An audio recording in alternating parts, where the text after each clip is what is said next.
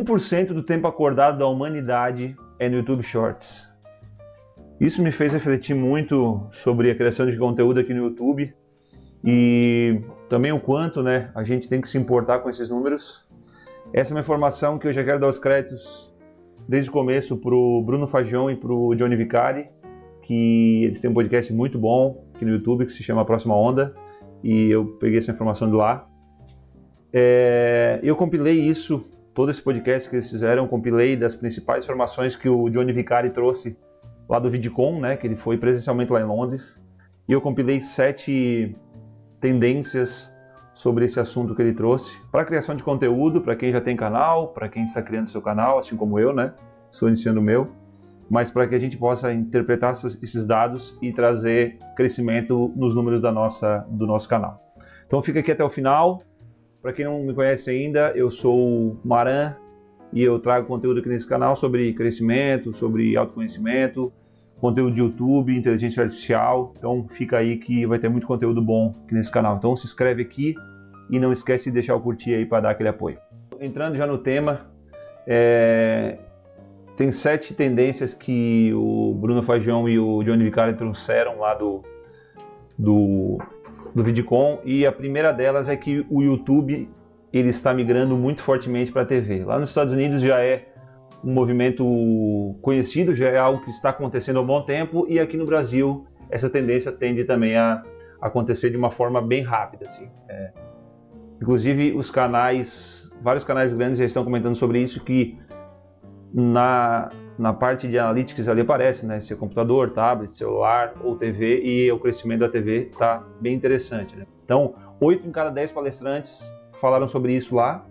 E uma outra coisa interessante também é que os vídeos acima de 20 minutos ou abaixo de 8 minutos é o que estão se saindo melhor. Então, aquele padrão de vídeo entre 8 e 15 minutos, ele já está meio que saturando.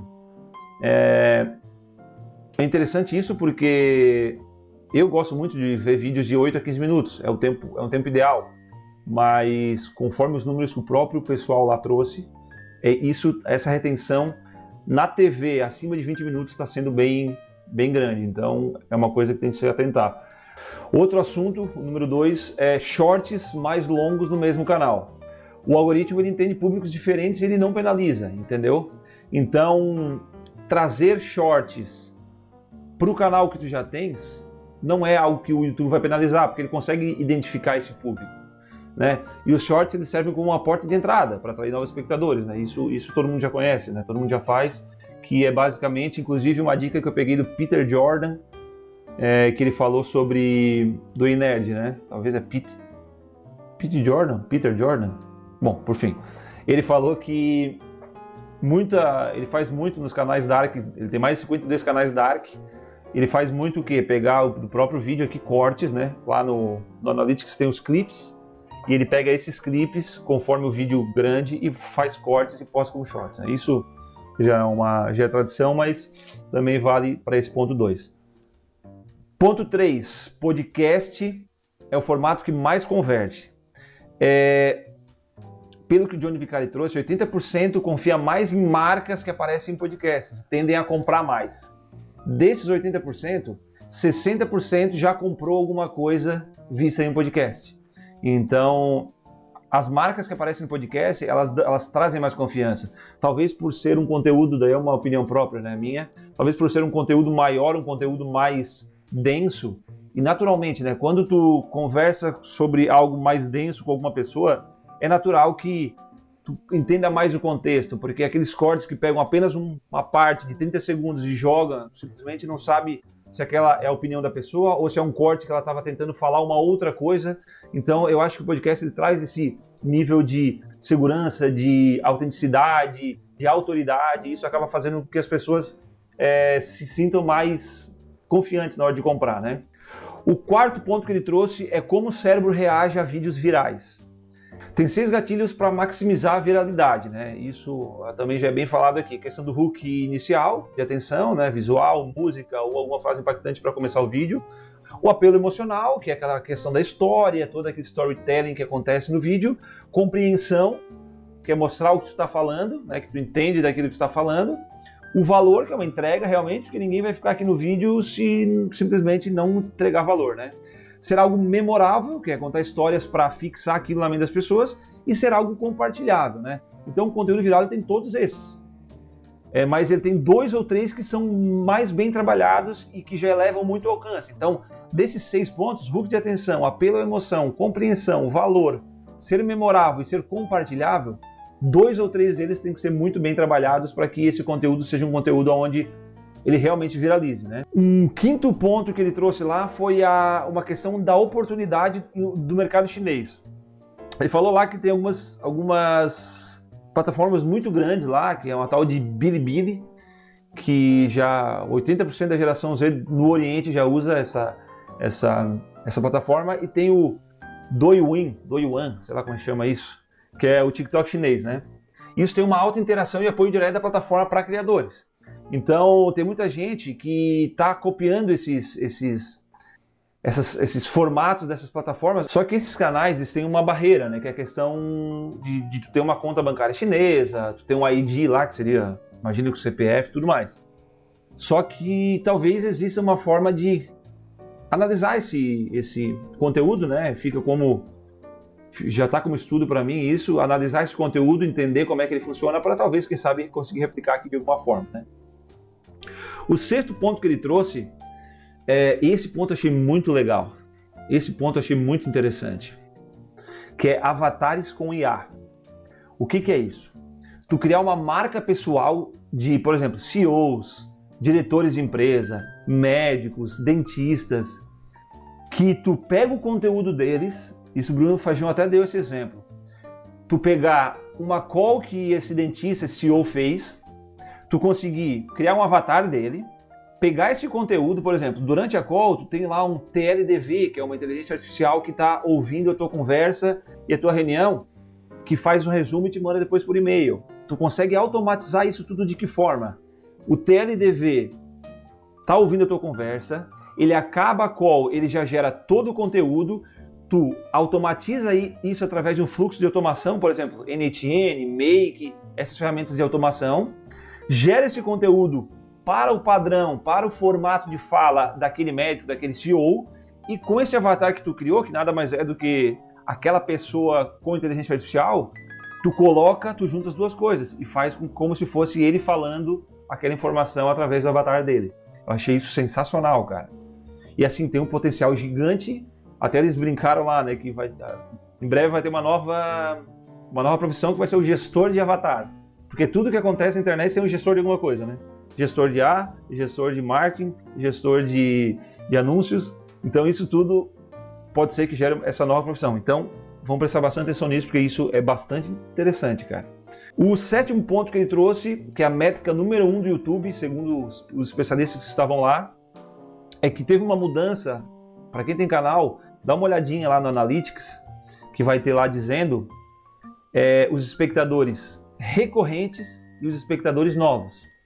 Agora eles mudaram, eles colocaram mais uma informação lá. E lá tem essas novas métricas dos espectadores novos, casuais e recorrentes. Qual é a diferença?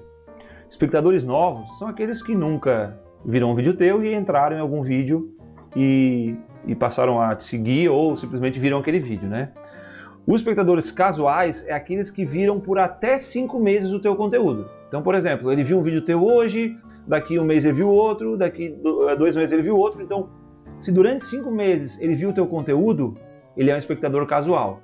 E o espectador recorrente é aquele que vê o teu conteúdo mais de 6 meses, né? Por 6 meses ou mais tempo, né? E isso é muito interessante, porque antes eram apenas espectadores recorrentes e espectadores novos. Agora entrou esse novo comportamento, que é o espectador casual, que é aquele cara que vê esporadicamente alguma coisa tua, mas não é recorrente e nem novo, né? Então isso é muito importante, inclusive até o Johnny Vicari fala que essa informação que ele mais vê nos vídeos dele. Inclusive, se Johnny Vicari ou Bruno Fajão verem esse vídeo, um grande abraço. Espero um dia poder conversar com vocês pessoalmente ou de alguma forma. Tem uma questão bem interessante que foi trazida, que nos conteúdos para TV, uma das inspirações, que eu estou falando lá do item 1 novamente, tá? Mas só para não esquecer, tem algumas dicas práticas para o conteúdo da TV, que o que é? ter thumbnails legíveis na televisão, pensa que tu estás vendo alguma coisa na TV. As thumbnails, elas têm que ser pensadas também para a TV, dependendo muito do teu nicho, obviamente, né? Mas eles tocaram lá no assunto durante o VidCon, que o Johnny Vicari trouxe no vídeo, é que a inspiração de thumbnail é a Netflix. Por quê? Porque a Netflix ela já nasceu nesse formato. Então, as thumbnails da Netflix chamam muito a atenção. Então, levar isso como inspiração, né? Outra questão também é o enquadramento para as telas grandes, né? Não ficar com a cabeça colada aqui no vídeo, porque não adianta. Lembra que tu vai estar colocando isso numa TV. Obviamente, se for um vlog, algo mais informal, ok. É algo que acaba naturalmente sendo um pouco mais informal mesmo, né? Mas quando for um vídeo mais personalizado, algo mais específico, não lembrar desses detalhes para colocar no YouTube e na TV. E para fechar, como dica extra, né? É que nos Estados Unidos o YouTube ele já superou o celular. E isso muda tudo para quem cria conteúdo, né? Imagina que até então, até alguns anos atrás, a televisão nem internet tinha. Eu lembro que eu comprei a minha primeira televisão em 2012, ela tinha internet, mas uma coisa muito ruim, muito limitada.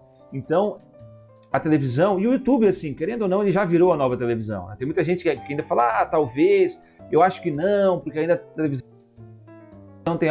Não, para mim a televisão, o YouTube já virou como se fosse um canal de televisão, né? Eu acompanho praticamente tudo na TV através do YouTube. Eu já não vejo mais programações normais, a não ser um jogo ou outro que a gente acaba assistindo, mas 100% YouTube. YouTube ou Netflix ou Amazon Prime, né? Mas então o YouTube ele já virou a nova televisão, na minha humilde opinião, né? Então é isso. Se você gostou desse vídeo, não se esquece de se inscrever aqui embaixo, deixa um comentário sobre o que tu achou dessas 7 tendências que eu trouxe aqui. Não se esquece de se inscrever nesse canal, é muito importante para que eu possa analisar as métricas também, saber se você é um espectador recorrente, um espectador novo, um espectador casual, porque o objetivo aqui desse canal é trazer conteúdo de qualidade como esse aqui. Esse conteúdo aqui é um conteúdo super denso, eu tentei resumir ele de uma forma mais fácil, né, para que a gente possa entender e que possa aplicar nos nossos canais. Então não se esquece de se inscrever aqui embaixo, deixar o like e se isso aqui foi interessante para ti, compartilha isso com alguém que tem canal, com alguém que está pensando em criar conteúdo, porque o YouTube hoje ele já deixou de ser uma coisa que é secundária para ser um ponto principal de contato com os nossos clientes, os nossos futuros parceiros, e com certeza isso vai te trazer muito resultado a longo prazo. Então é isso, que Deus te abençoe e até o próximo vídeo. Valeu!